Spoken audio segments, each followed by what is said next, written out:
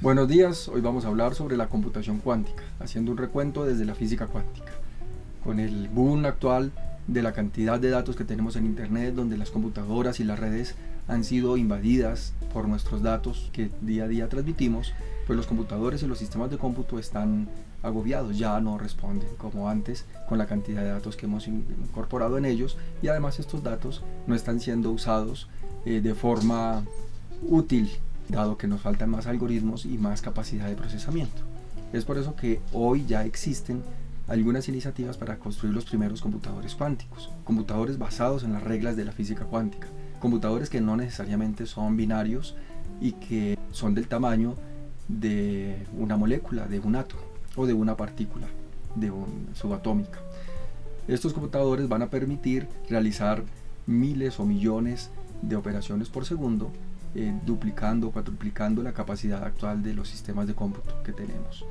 De esta forma se van a poder construir máquinas que soporten la cantidad de datos que tenemos hoy en las redes y en los sistemas en la nube, y además permitir correr algoritmos mucho más complejos que permitan analizar y encontrar relaciones de forma mucho más completa de toda la información que tenemos en la nube. A continuación vamos a comenzar con una breve descripción de los fundamentos de física cuántica. Para comenzar, hablaremos del mundo de la dualidad onda-partícula. Este es el mundo de la física cuántica, la física de lo muy pequeño, la física que no puede ser estudiada con la física mecánica, dado que allí las leyes son diferentes y han sido casi inexploradas. Básicamente conocemos algunas características de esta física de lo muy pequeño, y la primera es la dualidad onda-partícula. La dualidad onda-partícula es una de las características más importantes o más relevantes, o que hemos estudiado más, de la física de lo muy pequeño. Siempre ha existido la pregunta de qué es la luz y de cómo ese fenómeno funciona, y no sabemos o no sabíamos o no hemos entendido claramente si la luz es una onda o es una partícula. Ya Albert Einstein indicó que era una partícula, y gracias a ello existe el fenómeno fotoeléctrico, y pues que es la demostración física de que la luz es una partícula. Sin embargo, la luz también es una onda, es a la vez onda y partícula.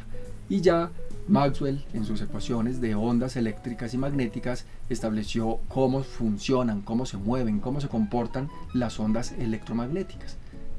La luz es una onda electromagnética. Siempre se ha indicado que las ondas no transportan materia, solo transmiten energía, y que esta es la principal diferencia. Cuando una ráfaga de viento abate un campo de trigo, cada una de las espigas se balancea y oscila al ritmo que le imprime el viento, pero ninguna de ellas es arrancada o llevada de un lado a otro del campo. Esta es la explicación de qué es la onda. La onda es un fenómeno que no transporta materia, solo hay transporte de energía. La luz debería ser algo similar, dado que se considera que es una onda. Una característica clave fundamental de las ondas es que se pueden superponer, es decir, se pueden reforzar o anular.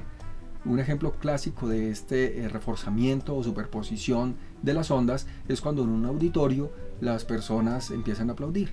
Al comienzo, algunos de los aplausos pues son pocos y simplemente no se refuerzan, se escuchan unos cuantos aplausos disonantes y a destiempo. Y al momento en que empiezan a existir más aplausos y se van sincronizando, pues el sonido se refuerza y se transforma en un gran sonido de aplauso, reconocible siempre. Ese gran sonido es el reforzamiento de las ondas para generar un único sonido, un gran sonido de aplausos. Lo que pasa realmente es que cada aplauso individual refuerza la amplitud de la onda, y al final lo que se obtiene es una gran onda con un gran volumen que genera los aplausos sincronizados. Con la luz existe siempre la duda de si es una partícula específica o si es el movimiento de una partícula. Como ya les dije, desde Einstein se reconoce que existe la partícula, el fotón, y que el fotón es una partícula con energía y que es la partícula de la luz, la que va aunada a la onda de la luz. Sin embargo, desde esas épocas se han hecho experimentos para establecer cómo es la naturaleza de la luz, si es una onda o es una partícula, y uno de los experimentos clásicos es el experimento de las dos ranuras. Básicamente consiste en hacer pasar un haz de luz por dos rendijas en una placa. Esos haz de luz a su vez se subdividen en una siguiente placa en otras 2 ranuras. El resultado debe ser el siguiente, es una serie de franjas, es el que ustedes observan en la pantalla, es una serie de franjas donde hay mayor acumulación de partículas y menor acumulación de partículas. Es un fenómeno ondulatorio, lo que vemos ahí. Básicamente está dado por el tipo de onda que está llegando a las 2 ranuras, y es un clásico ejemplo de que las ondas se refuerzan, y es la demostración de que ese fenómeno es una onda. Sin embargo, algo ha pasado recientemente, y es que se ha repetido el experimento de las dos ranuras con partículas, no con ondas, no con luz, sino con partículas. ¿Y el resultado cuál es? Pues el resultado es exactamente el mismo.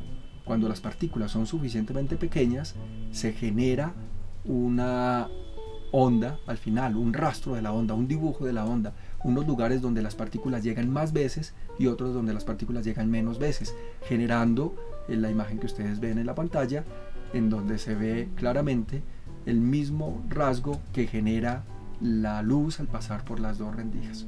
Este experimento pues ha permitido reforzar la idea de que en efecto la luz es una onda y a su vez una partícula, pero ha ido más allá y ha determinado que cualquier partícula con un tamaño suficientemente pequeño se comporta como una onda. Esto es magnífico porque jamás lo habíamos entendido así, y además viola la lógica que hemos tenido y manejado siempre para los fenómenos físicos.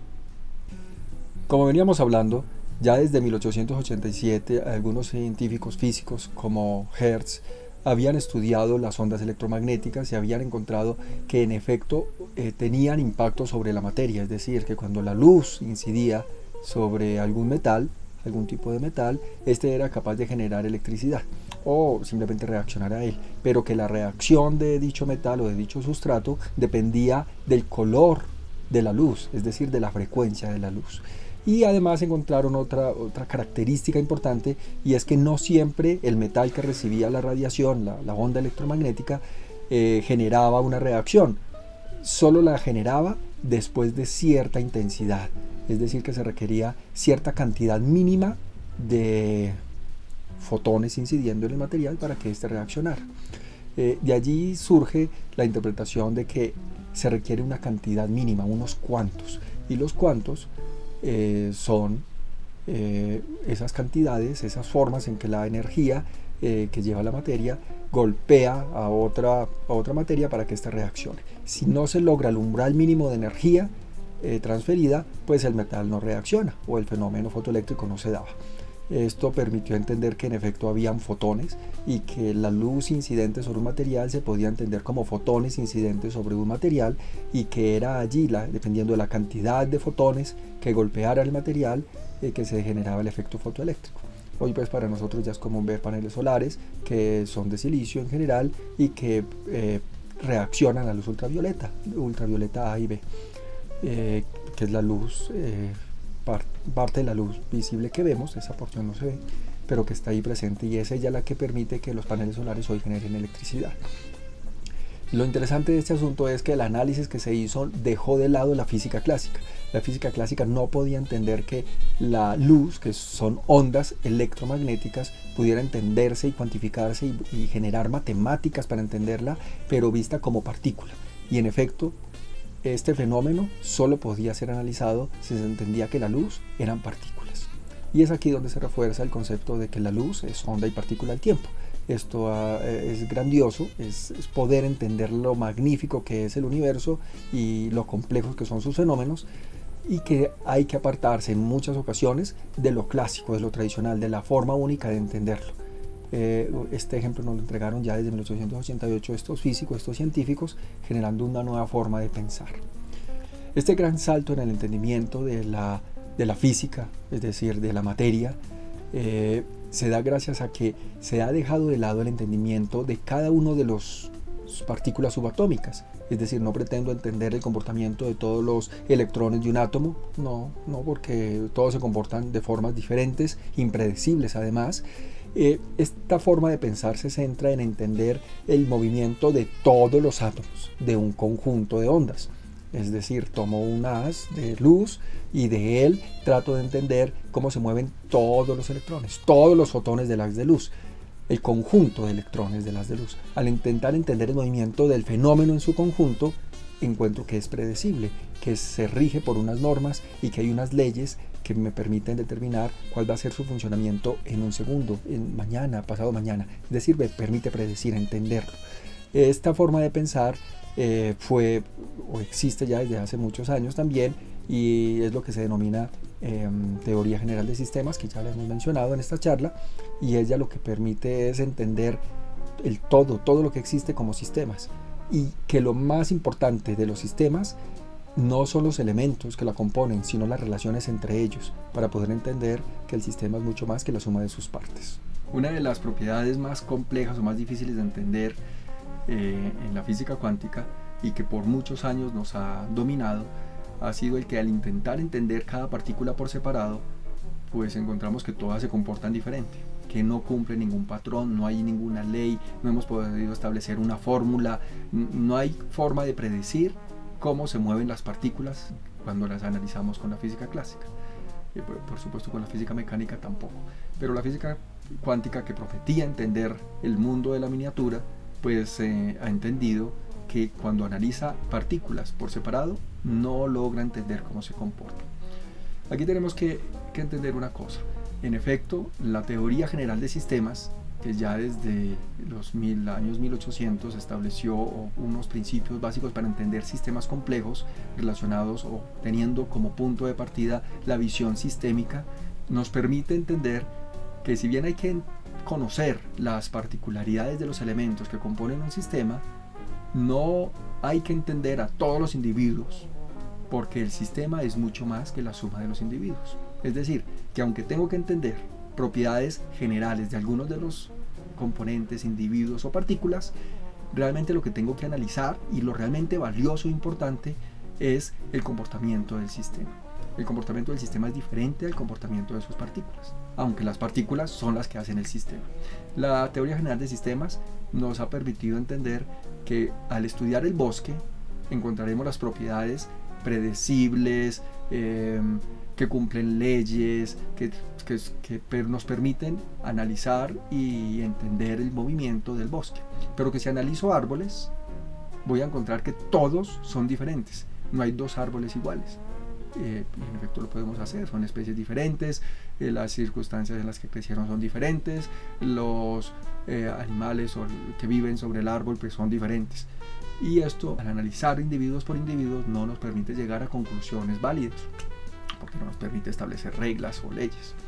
Pero al analizar el bosque sí, al ver el movimiento del bosque sí es fácilmente reconocible cómo se comporta.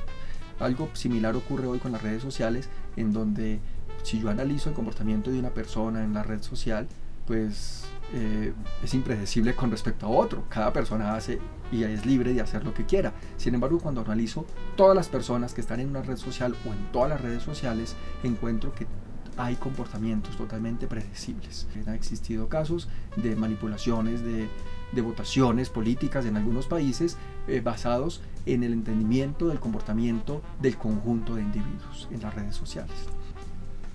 Es momento de hablar del principio de incertidumbre. En física cuántica existe algo denominado principio de incertidumbre, es decir, que es posible que yo no sepa todo. Básicamente, se ha demostrado que no puedo medir la magnitud y la posición de forma simultánea de una partícula. Es decir, no puedo saber, o si sé dónde está, no sé cuál es su magnitud, o si sé cuál es su magnitud, no sé dónde se encuentra. Esta regla, esta ley, este principio hace que todas nuestras mediciones tengan un grado de incertidumbre y hace que en efecto no podamos conocer la realidad del fenómeno. La física cuántica hasta hoy lo que ha hecho es llevar en sus espaldas este peso, es decir, saber que no lo puede lograr. Y sin embargo, hay que replantearse nuevamente si medir es estrictamente necesario y si es la única forma de conocer el movimiento del fenómeno, cómo se desenvuelve el fenómeno, cómo existe el fenómeno. Y entonces en este punto tenemos que acudir a otras ciencias. En general, lo que hemos encontrado, y desde los principios mismos de la humanidad, hemos encontrado que no siempre hemos medido, que no siempre podemos entender los fenómenos, pero que a pesar de eso, de no poder medirlos, de no poder entenderlos, los hemos aprendido a utilizar. Entonces podemos utilizar la corriente del río y entendemos por qué hay corriente en el río, y sabíamos de la gravedad y sabíamos de la masa. No, sin embargo ya existían los molinos que se movían con las corrientes de los ríos. El viento también lo podemos utilizar y lo hemos utilizado. La tierra, ¿por qué la tierra produce vegetales ricos y hermosos que nos alimentan? Pues quizás durante muchos años y muchos siglos no entendimos a qué se debía esto, pero podíamos utilizar la capacidad de la tierra para producir riqueza. Entonces fíjense que la humanidad, a pesar de no entender detalladamente todas las reglas, quizás algunas, todas las reglas, podía sacar provecho de los fenómenos que la naturaleza nos brindaba. Si seguimos esta idea y apoyándonos de nuevo en la teoría general de sistemas, podemos analizar los fenómenos cuánticos, los fenómenos de la física cuántica, utilizando metodologías como causa y efecto, como análisis de caja negra, y entendiendo que el todo es más que la suma de sus partes. Me voy a detener en este último punto y voy a citar al Dr. Ginás, que en uno de sus escritos, el más reciente, nos narra lo que viene. El número de percepciones sensoriales que un individuo puede discriminar potencialmente es quizás mucho mayor que el número de neuronas disponibles. Como lo entendemos acá, significa que el todo es más que la suma de sus partes. Es decir, que no depende nuestra conciencia, nuestro pensamiento y nuestro ser de la cantidad de neuronas que tengamos, incluso de la cantidad de enlaces entre neuronas que existan. Podemos tener mayor cantidad de pensamientos, de memoria, que la cantidad de neuronas que tenemos. Entonces fíjense que el análisis para la física quizás deba cambiar un poco y debamos enfocarnos en otras formas de entender los fenómenos, prescindiendo, es decir, no utilizando las mediciones exactas. Debemos entender que no hay medición exacta, hay medición más exacta que otra, pero no una absolutamente exacta. Todas las mediciones son susceptibles de ser cambiadas, porque una segunda medición me da otro valor, porque la forma como mido interfiere en lo que estoy midiendo, porque aún no tenemos mecanismos idóneos para lograr una medición exacta, 100% exacta. En resumen, el método que se utilizará en esta exposición privilegiará el estudio de las interrelaciones como determinante del resultado y como fuente de una imagen más completa del sistema que la imagen de los componentes mismos. Analizaremos el sistema y no los componentes. Aunque entendemos cómo funcionan los componentes, nos interesa y privilegiamos el entendimiento de todo el sistema. A forma de resumen, siempre que se estudie la física cuántica, tendrás que ver una fenomenología, unos fenómenos, cómo se mueven las partículas en la física cuántica, y se mueven usando los siguientes principios: dualidad onda-partícula, principio de incertidumbre, mecánica probabilística, efecto túnel y entrelazamiento cuántico. Bueno, después de haber visto un pequeño recorrido y algunos fundamentos de física cuántica, muchos científicos y muchos ingenieros han visto la posibilidad de usar los fenómenos cuánticos, por ejemplo el entrelazamiento cuántico, para representar datos, para procesar datos, para generar información, para generar procesamiento masivo de información, procesamiento paralelo, y genera una computación de otro nivel, diferente a la computación tradicional del silicio, basada en unos y ceros y dependiente de unos procesadores que solo pueden hacer procesamiento secuencial uno a uno. El procesamiento de información a través de la física cuántica, es decir, la computación cuántica, nos permitirá, se supone, y es lo que se ha predicho, tener procesamiento paralelo masivo, tener unidades de procesamiento del tamaño de un átomo o menos, partículas más pequeñas, tener capacidad de procesamiento exponencial. Lo único que tenemos que tener en cuenta es que se debe seguir respetando la lógica formal, es decir, que deberíamos poder en computación cuántica procesar de la misma forma que se procesa hoy con lógica formal, y se le podrán adicionar otras formas de lógica diferentes que la lógica formal no contempla. Esto es posible debido a los fenómenos cuánticos existentes que no cumplen con la lógica formal. Lo primero para establecer en computación cuántica es que la unidad básica de procesamiento o de almacenamiento de datos es el qubit, quantum bit. Otra de las propiedades que los qubits físicos y reales le entregan a la computación cuántica es la imposibilidad de copiar, clonar o llevar de un lugar a otro un qubit. Es decir, no puedo transportarlos sin modificar su valor. Cualquier intento por medir el estado de un qubit causará una modificación en su estado. Es decir, que nos permite de algún modo garantizar mayor seguridad en la información, en la transmisión de los datos, o por lo menos saber de forma clara y exacta cuando hay intrusos en nuestra red, cosas que hoy no es posible realizar de forma exacta. El qubit se representa como una esfera que tiene un radio y donde la ubicación de la partícula que quiero medir está en un ángulo determinado, tanto en un eje X como en un eje Y, un eje Z. Esa ecuación, que la podemos ver acá, nos establece cuáles son los movimientos posibles de la partícula que en última se transforma en el valor del qubit. ¿Cuál es el valor del qubit en cierto momento? Por supuesto, aquí tenemos que hablar de todas las propiedades estadísticas de los qubits y de cómo establezco los valores en ellas. Las propiedades básicas y los operadores unitarios que nos brinda la computación cuántica, como son la identidad, la negación y la transformación, nos llevan a la construcción de algoritmos cuánticos. Hoy ya podemos construir algoritmos cuánticos, incluso en línea, en la nube. Los algoritmos cuánticos, como pueden ver un ejemplo acá, se refieren a la combinación de operaciones unitarias y transformaciones que procesan una serie de datos de entrada y los transforman en unos datos de salida. Las plataformas donde podemos realizar algoritmos cuánticos, la más importante es la de IBM. El link lo encuentran en la descripción.